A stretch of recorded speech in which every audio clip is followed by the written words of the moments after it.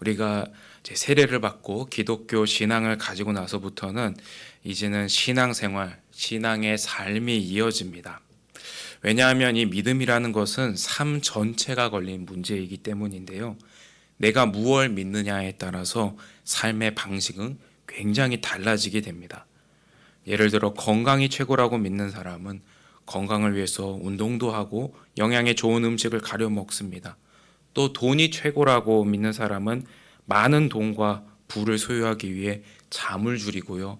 굉장히 노력을 합니다.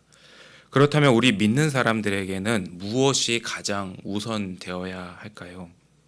바로 예수님을 믿는 믿음입니다. 그래서 사도 바울도 여러 교회들에 권면하면서 믿음의 뿌리를 내려라.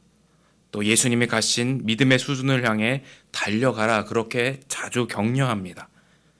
바울은 왜 이렇게 권면할까요?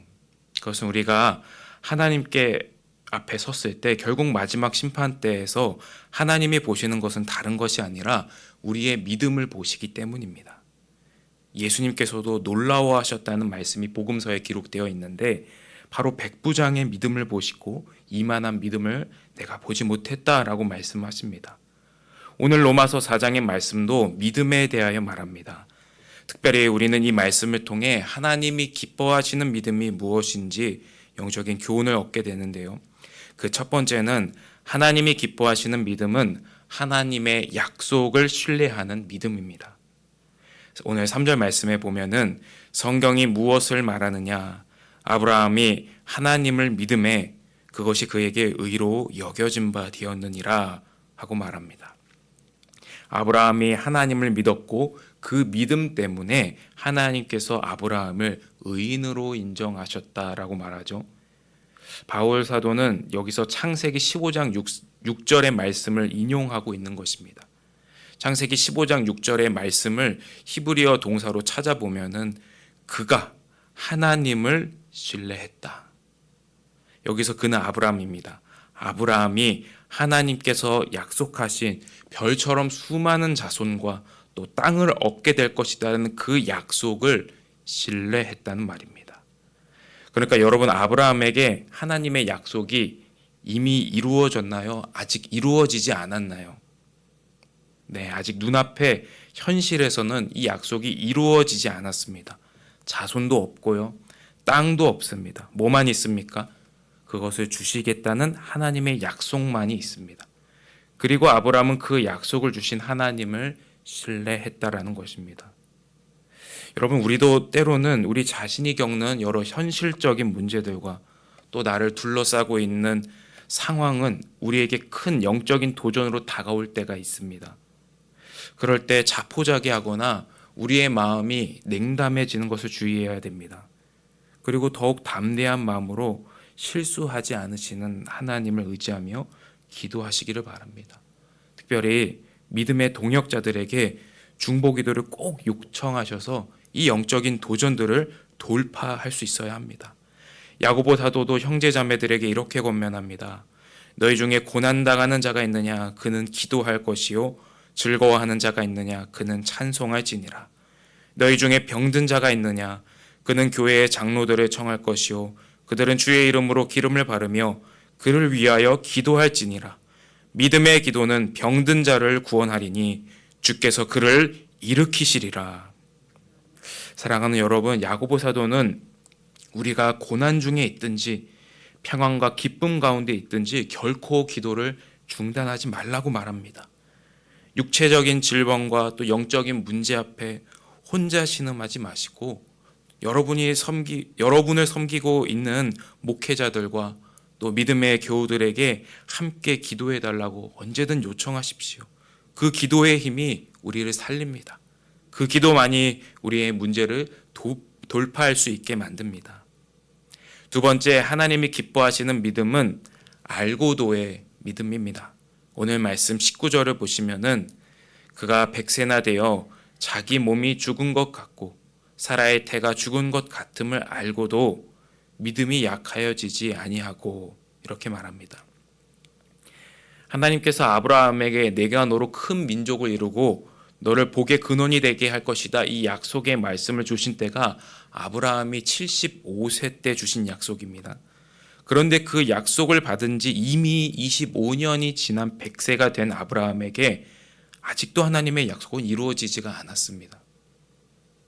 인간적인 관점으로 보면은 하나님의 약속이 하루라도 빨리 이루어지는 것이 가장 좋아 보이는 것처럼 보이죠.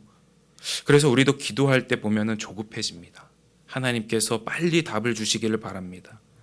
그런데 여러분, 조급함은 우리의 영혼을 병들게 만듭니다. 우리 믿는 사람들은 아브라함과 같이 이 알고도의 믿음을 가지며 믿음의 길을 갈 때 하나님께서 그 믿음을 보시고 복에 복을 더해 주십니다. 하나님께서 그 믿음을 보시고 하나님의 때에 가장 선한 것으로 채워주시고 갚아주시는 줄 믿습니다. 아브라함은 자신도 이제 너무 늙었고 아내 사라도 이제 노쇠하였다는 것을 잘 알고 있습니다. 이게 무슨 말이냐면은 현실적으로 보면은 인간적인 관점에서는 하나님의 약속이 이루어지지 않을 만한 조건들이 아브라함에게는 차고 넘쳤다라는 말입니다. 아브라함이 바보가 아닙니다. 아브라함은 그런 문제들을 인식하고 보고 있습니다. 그런데 그런 사실들과 문제들을 알고도입니다.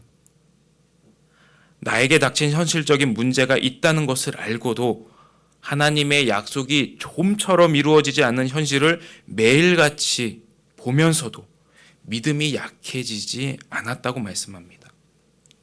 우리가 이쯤 되면은 아브라함이 참 대단한 믿음을 가졌다라는 것을 느끼게 됩니다.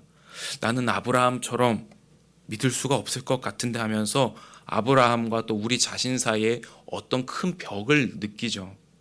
근데 여러분, 사실은 아브라함이 대단한 믿음을 가진 것이 아닙니다. 하나님께서 여러 번 아브라함에게 나타나셔서 그를 붙잡아 주시고 설득해 주셨기 때문에 아브라함은 자신의 현실을 알고도 하나님의 약속을 신뢰할 수가 있었던 것입니다. 창세기 말씀을 보시면은 창세기 12장에서 하나님께서 아브라함에게 약속하시죠. 또 창세기 15장에서 하나님께서 쪼개진 재물 사이를 지나가시면서 횃불 언약을 맺으십니다. 창세기 17장에서는 할례의 언약을 맺으시며 다시 그 언약을 기억나게 해주십니다. 창세기 18장에서는 노쇠한 자기 몸을 보며 자조하는 사라에게 하나님이 직접 나타나셔서 내가 아들을 주겠다는 그 약속을 다시 기억나게 만드십니다. 여러분, 이쯤 되면은 하나님께서 아브라함을 설득하셨다는 것이 맞는 말이죠. 사도 바울도 이렇게 찬양하며 외칩니다.